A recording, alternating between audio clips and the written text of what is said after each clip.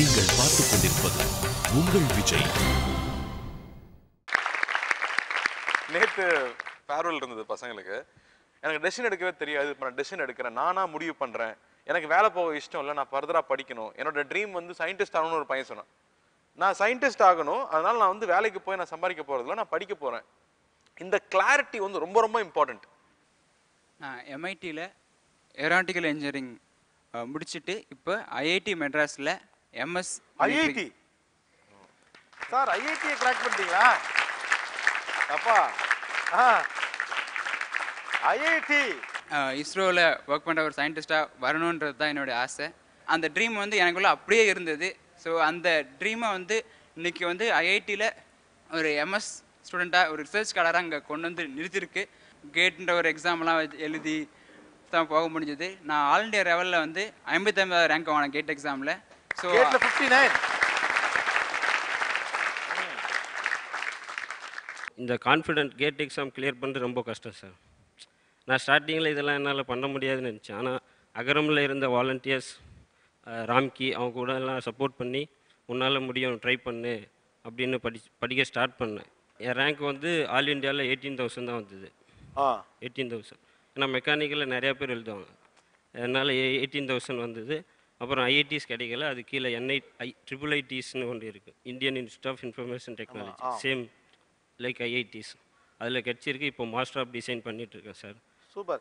4 வருஷத்துக்கு முன்னாடி உங்கள் லைஃப் எப்படி இருந்துச்சு? நீங்கள் இப்போ எப்படி இருக்கீங்க? இப்போ பேங்க் ஆஃப் நியூயார்க் மெலான்ற ஒரு கம்பெனியில் ஒர்க் பண்ணியிருக்கேன், ராமானுஜம் ஐடி சிட்டியில்.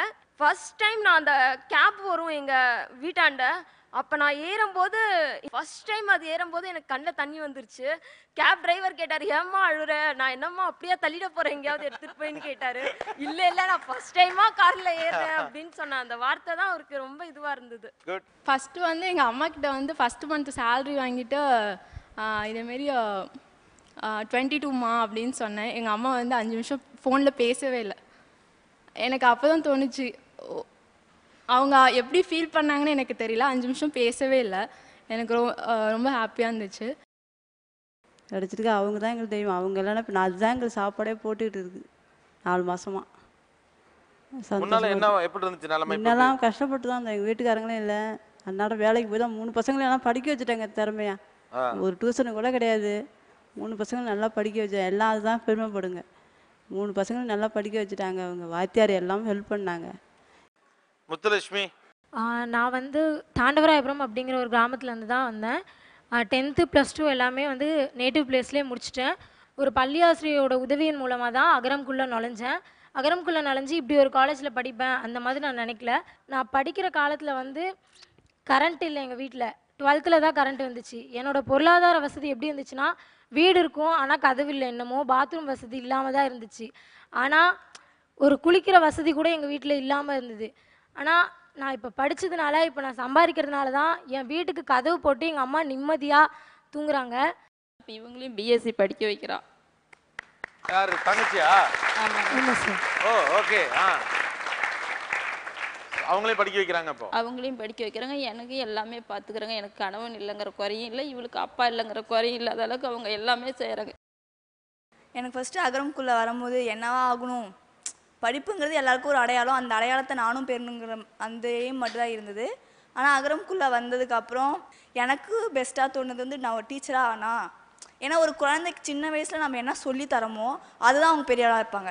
ஸோ வந்து நான் பிஎட் படிக்கணும் அப்படின்னு ஜாயின் பண்ணி இப்போ ராஜலட்சுமி காலேஜில் வந்து அகரம் மூலியமாக தான் இப்போ பிஎட் படிச்சுட்ருக்கேன். நான் டீச்சர் ஆகணுங்கிற விதையை வந்து எனக்கு என் மனசுக்குள்ளே வரத்துக்கு காரணமே வந்து அங்கே அமர்ந்திருக்கிற காளீஸ்வரன் சார் அவர்கள் தான். அவங்களுடைய ஒவ்வொரு ஒர்க் ஷாப்லேயும் அந்த சமூக பார்வை, அந்த சமூக பார்வை தான் எனக்குள்ள ஒரு சமூக பார்வையை உருவாக்குறதுக்கு மெயின் ரீசனாக இருக்கு. முக்கியமான ப்ராசஸ்ங்கிறது இந்த சமூக பார்வை தான். அகரம் கொடுத்த சுதந்திரம் தான்.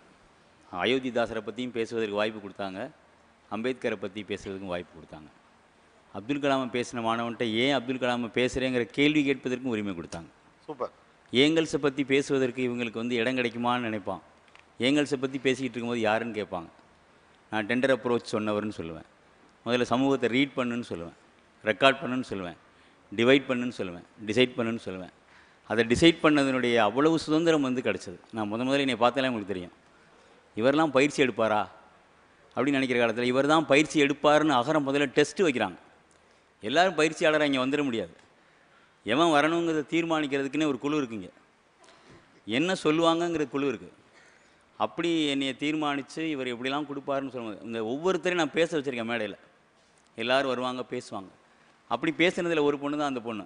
நிறைய அரசியல் கட்சிகளை கூட நான் அறிமுகப்படுத்தியிருக்கேன் அவங்களுக்கு. சும்மா சாதாரணமாக பிஇ எம்பிபிஎஸ்க்கான ஒரு பிளேஸ்மெண்ட் ட்ரைனிங் மட்டும் அகரம் கொடுக்கல.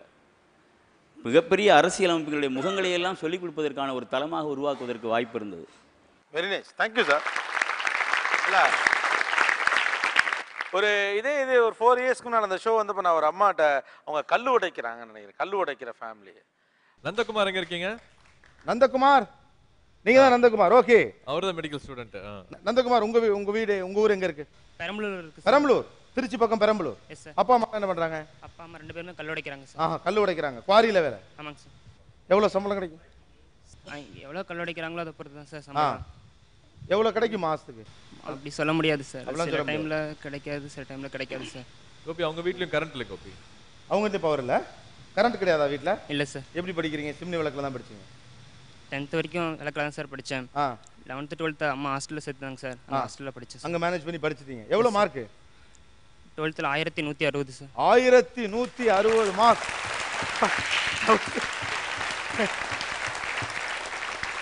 உங்க அம்மாக்கு உங்களை என்ன வாக்குன்னு ஆசை? டாக்டர் ஆகணும். டாக்டர் ஆகணும் ஆசை. அப்பாக்கு? அப்பாவுக்கும் சார். கல் உடைக்கிறீங்க தானே? கையை காட்டுங்க, கையை காட்டுங்க, கையை காட்டுங்க, கையை காட்டுங்க. I want to see. எனக்கு தெரியும் இந்த சூர்யா கையெல்லாம் அப்படியே கல்லுமா இருக்கு. சூர்யா, உங்களுக்கு எவ்வளோமா மாச வருமானம்? எவ்வளோமா இருக்கும்? மாசம் வருமானம் இல்லை சார், டெய்லி கூலி தான். டெய்லி கூலி தான். எவ்வளோ கிடைக்குமா ஒரு நாளைக்கு? எனக்கு ஒரு 70 ரூபாய் கிடைக்கும் சார். 70 ரூபா. எவ்வளோ கல் உடைக்கணுமா அதுக்கு? ஒரு யூனிட் உடைக்கணும் சார். எவ்வளோ? ஒரு யூனிட். ஆமாம் சார். இவ்வளோ கஷ்டத்துக்கு நடுவில் பிள்ளைய நல்லா படிக்க வச்சிருன்னு உங்களுக்கு தோணுறதுக்கு என்ன காரணம்? சார், எங்கள் வீட்டுக்காருக்கு மூளை காய்ச்சல் வந்துருச்சு சார். அப்போ சின்ன பையனா தான். அப்போ எங்கள் கையில் வசதி இல்லை, அவரை நல்ல மாதிரியே காப்பாற்ற முடியல. அதனால நம்ம பையனை டாக்டர் ஆக்கி பார்க்கணுங்கிற ஒரு எண்ணத்தில் தான் சார் கல் உடைச்சி படிக்க வச்சோம். மயன் பேர் என்ன? டாக்டர் நந்தகுமார். டாக்டர் நந்தகுமார் வந்திருக்காரா? டாக்டர் நந்தகுமார் ஆளே வேற மாதிரி இருக்காரு டாக்டர். இப்போ உங்க அம்மா எப்படி இருக்காங்க? முதல்ல ரொம்ப சந்தோஷமா இருக்காங்க. சந்தோஷமா இருக்காங்க. அம்மாக்கு என்ன செய்யணும்? என்னால் எவ்வளோ முடியுமோ அதை விட ஒரு படி மேலே அம்மாவுக்கு. எவ்வளோ முடியுமோ அதை விட ஒரு படி மேலே உங்க அம்மா கேட்டேன்னு சொல்லுங்க. கண்டிப்பாக சொல்கிறேன். ரஜினி சார் ஒரு இதில் சொல்லியிருப்பாரு, மிரக்கிள்ஸ் டூ ஹேப்பன் அப்படின்னு சொல்லியிருந்தாரு. ஒரு கண்டக்டர் வந்து இன்னைக்கு நான் வந்து ஒரு சூப்பர் ஸ்டாரா இல்லை ஒரு லெஜண்ட்ஸ் கூட உட்காந்துருக்கேன் அப்படிங்கும்போது மிரக்கிள்னு சொல்லுவாங்கல்ல, அந்த மாதிரி ஒரு ஃபீலிங் தான் எனக்கு கிடைக்குது பார்க்கும்போது. இங்கே சுற்றி இருக்கிறவங்களுக்கு வந்து லைஃப் இவ்வளோ மாற முடியுமானா அப்போ இனிமேல் அவங்க எவ்வளோ மாற்றுவாங்க. ஓகே, அந்த சந்தோஷம். மாற்றமும் பண்ணுவாங்க, டெஃபினட்டாக நிறைய பண்ணுவாங்கன்னு சந்தோஷமா இருக்கு.